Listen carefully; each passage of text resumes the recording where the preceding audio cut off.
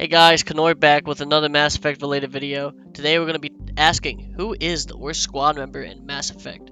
Now you may be wondering, well who is it? Who is it? Well obviously it's a no-brainer, it's Jacob Taylor.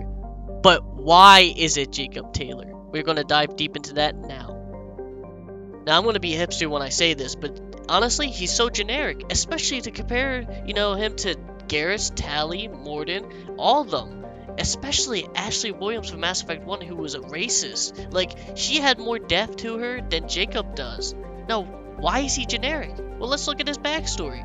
He's just he's another Alliance soldier, and he defects to Cerberus mainly because he's like, the Alliance isn't doing anything. That's his main driving. Now, don't get me wrong, I don't hate Jacob. I actually like him in some scenes, especially in Mass Effect 3. It's mainly in Mass Effect 2 why I don't like him, because honestly his dialogue just does not represent his character well at all. Like, he says dumb things all the time, and then when you first meet him, your first impression of him is, man, this guy can't handle Loki mercs. Like, look right here, he's struggling.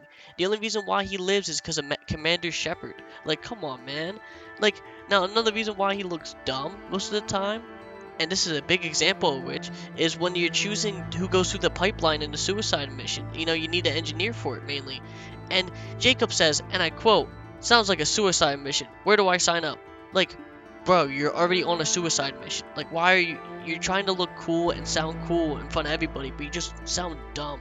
Like, honestly, he reminds me of those dorky guys in movies who try to look cool in front of the girls or their crush and ends up slipping on like something stupid like a banana peel or like fucking a wet floor sign or something like that.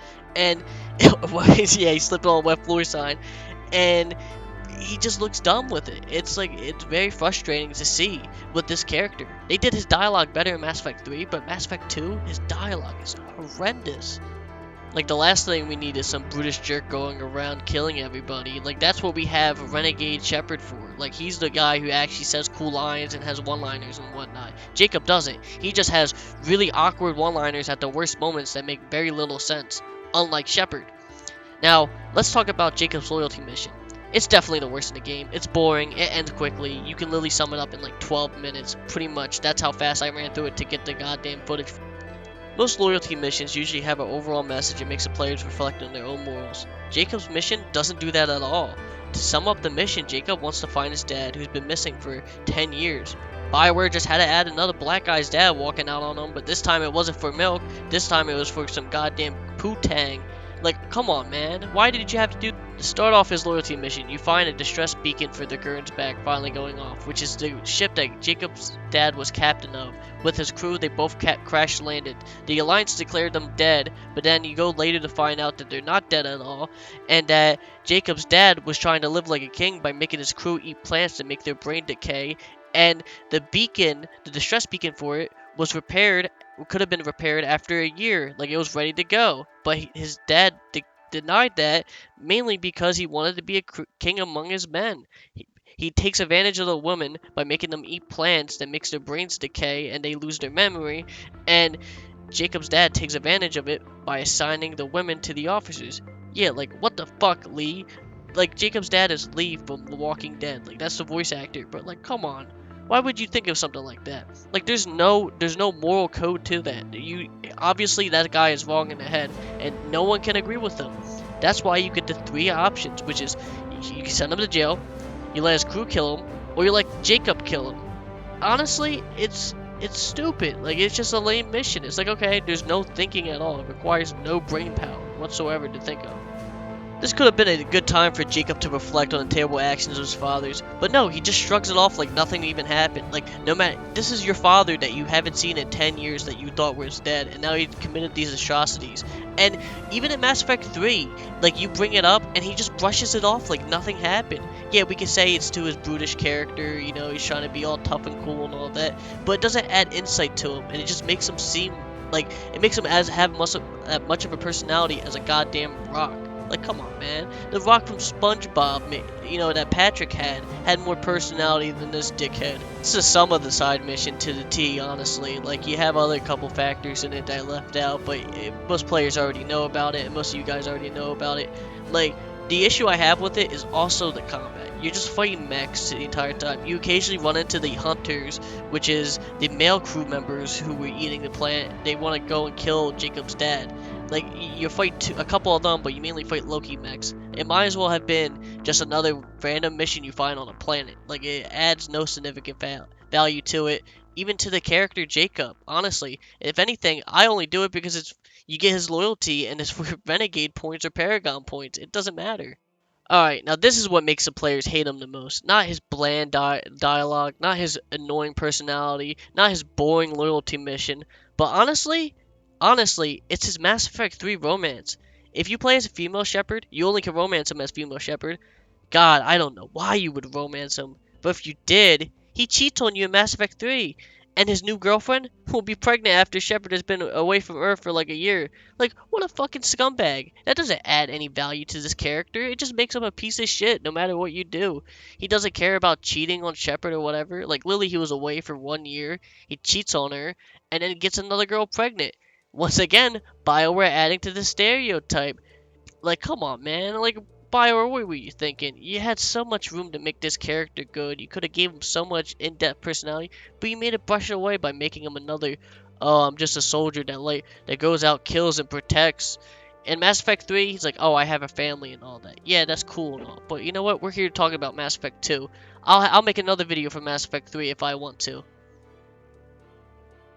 Honestly, there's another thing I forgot to add. They added Miranda and Jacob, like they hint at them or a thing. I don't know if they are or not. I'll let you guys confirm that to me.